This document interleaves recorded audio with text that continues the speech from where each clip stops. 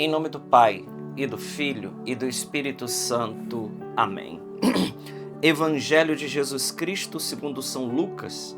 Glória a vós, Senhor. Naquele tempo, Jesus levou consigo Pedro, Tiago e João e subiu a montanha para rezar. Enquanto rezava, seu rosto mudou de aparência e sua roupa ficou muito branca e brilhante. Eis que 2 homens estavam conversando com Jesus. Era Moisés e Elias. Eles apareceram revestidos de glória e conversavam sobre a morte que Jesus iria sofrer em Jerusalém. Pedro e os companheiros estavam com muito sono. Ao despertarem, viram a glória de Jesus e os 2 homens que estavam com ele. E quando esses homens se iam afastando, Pedro disse a Jesus: Mestre, é bom estarmos aqui.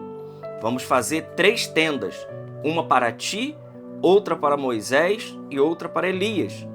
Pedro não sabia o que estava dizendo. Ele estava ainda falando quando apareceu uma nuvem que os cobriu com a sua sombra. Os discípulos ficaram com medo ao entrarem dentro da nuvem. Da nuvem, porém, saiu uma voz que dizia: Este é o meu filho, o escolhido. Escutai o que ele diz. Enquanto a voz ressoava, Jesus encontrou-se sozinho. Os discípulos ficaram calados e naqueles dias não contaram a ninguém nada do que tinham visto. Palavra da salvação. Glória a vós, Senhor. Meus irmãos, nesse domingo, dia 16 de março, segundo domingo da Quaresma. Ora, se no primeiro domingo da Quaresma, semana passada, nós meditamos o Evangelho das tentações de Jesus, hoje, no segundo domingo da Quaresma, a liturgia nos coloca a transfiguração.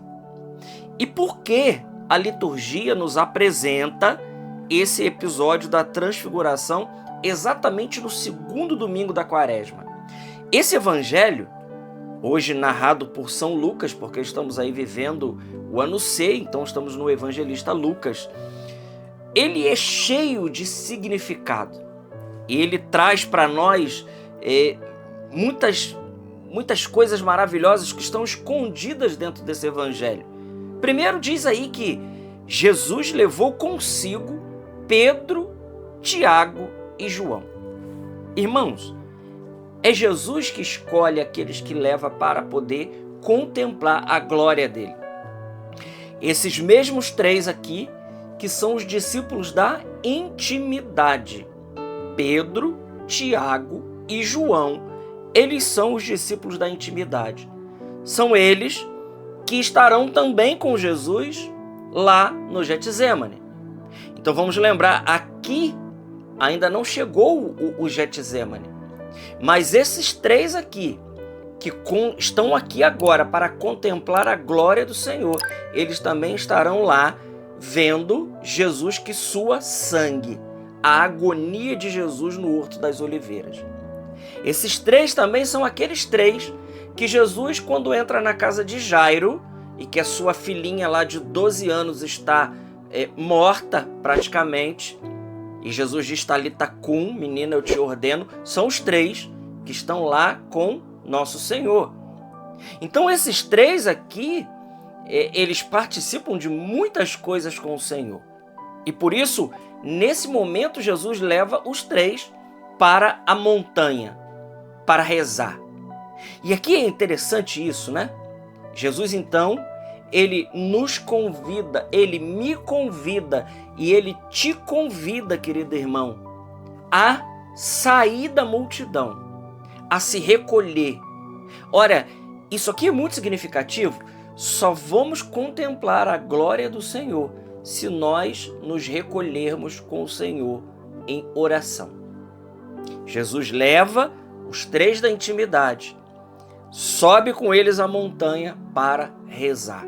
A montanha é sempre o lugar da presença de Deus, mas a montanha também é o lugar da solidão, é o lugar do recolhimento, é o lugar de estar num plano mais elevado, e aqui não significa dizer um plano melhor do que as outras pessoas, não é isso que o Evangelho está dizendo, mas dizer que está num plano acima, não na planície, não nos lugares baixos. E os lugares baixos significa estar misturado com o mundo, está misturado com as coisas desse mundo, está impregnado com as ideias desse mundo. Então, para contemplar a glória do Senhor, é preciso subir, é preciso sair do meio da multidão, é preciso se recolher e é preciso se elevar.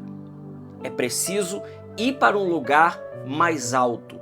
Esse lugar mais alto não é outro que senão o lugar da glória, o lugar da contemplação. Vamos lembrar que na Bíblia, todas as vezes que fala do monte, nós estamos falando do lugar mais elevado, mas também do lugar da presença de Deus, aonde Deus ele se manifesta, né? Onde Deus ele se manifesta aos seus. Vamos lembrar de Moisés. Moisés subia o Monte Horebe, para estar com o Senhor. E lá ele contemplava a glória. Uma outra imagem do monte. Vamos lembrar do profeta Elias no Monte Carmelo. É no monte que ele recebe aquele alimento misterioso que é a prefiguração da Eucaristia. É precisamente lá no monte que ele faz a experiência de um Deus providente, de um Deus que se manifesta a ele. É no monte que nós vivemos as nossas maiores experiências de Deus. Então aqui Jesus ele leva os da intimidade para o monte. E diz o texto que enquanto ele rezava, a aparência de Jesus se mudou. Ele se transfigurou, ou seja, ele mostrou, né, um pouco, e claro, não foi toda a glória, porque senão os discípulos ali morriam. Ele mostra um pouco da sua glória àqueles três que estavam ali. Diz que a roupa de Jesus ficou muito brilhante e ele ficou de uma transparência absurda, absoluta. E os dois homens estavam conversando com o Senhor. E aqui vem algo maravilhoso nesse evangelho. Os dois homens, quem eram esses homens? Moisés e Elias. Por que Moisés e Elias? O representante da lei e o representante dos profetas. E qual é o assunto da conversa que eles tratam com o Senhor? O assunto que não pode faltar na boca de um cristão é o assunto da cruz. E é por isso que a gente consegue entender agora plenamente aquilo que São Paulo diz, quando ele diz que a linguagem da cruz é loucura para aqueles que se perdem. A linguagem da cruz é loucura para aqueles que não compreendem o Senhor, para aqueles que não entendem a linguagem própria daqueles que são discípulos de Jesus. Então o assunto na boca de Moisés, Elias e Jesus naquele momento, naquela hora, não é outra coisa que senão tratar da cruz. Eles estão falando da morte do Senhor. Quantas vezes, meus irmãos, no caminho de glória, nós nos esquecemos que glória e cruz, elas estão intimamente ligadas. É da cruz a glória e é da glória mergulhando dentro da cruz. Por isso ali o assunto que está acontecendo, eles estão tratando da cruz. Eles estão falando daquilo que Jesus iria padecer, daquilo que eles iriam passar.